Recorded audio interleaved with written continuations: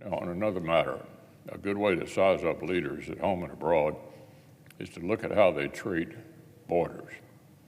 Good leaders recognize sovereignty as the bedrock of national security. As a result, peaceful nations both respect the inviolability of other nations' borders as well as vigorously defending their own. The world is awash in examples of this fundamental reality.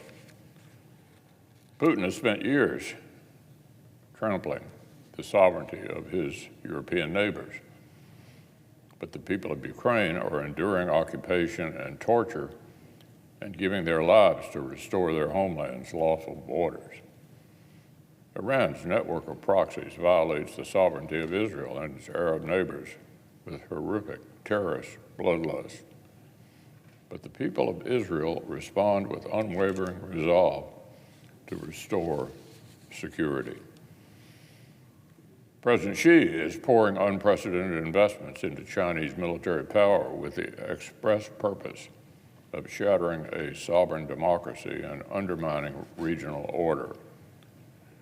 But Taiwan and America's other Asian partners are steeling themselves to deter aggression.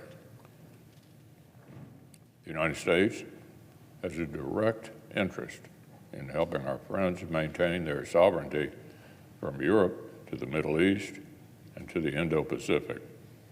According to a survey published just today by the Reagan Institute, that's exactly how overwhelming majorities in this country see it. By this latest account, 65% of Americans support U.S. assistance to Taiwan, 67% support assistance to Ukraine, and 71% support assistance to Israel. In other words, a full two-thirds of the country recognizes the scope of America's interest and responsibilities as a global superpower. At the same time, vast majorities continue to affirm that national security begins at home. Recent polling shows that even a majority of Democrats say that they are at least very concerned about the state of American border security on President Biden's watch. Over 9,000 illegal aliens arrive at our nation's southern border every day. And thanks to a profoundly broken system of asylum and parole, they know that the vast majority will be waved on through to settle in the interior. The consequences of this crisis touch every corner of our country.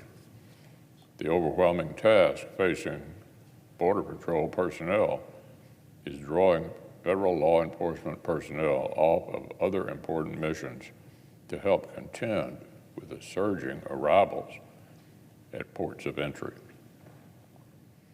As the senior senator from Missouri revealed yesterday, some officers charged with protecting federal buildings are being sent instead to ferry illegal aliens to and from the hospital.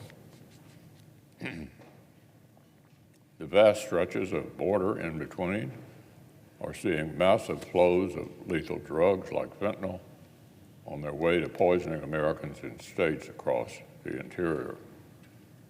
Across the country, even progressive mayors of self-described sanctuary cities are at wit's end, contending with the human wave heading north.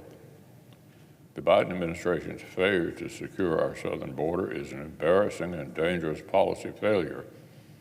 Here in the Senate, Democrats are making an embarrassing misjudgment of their own.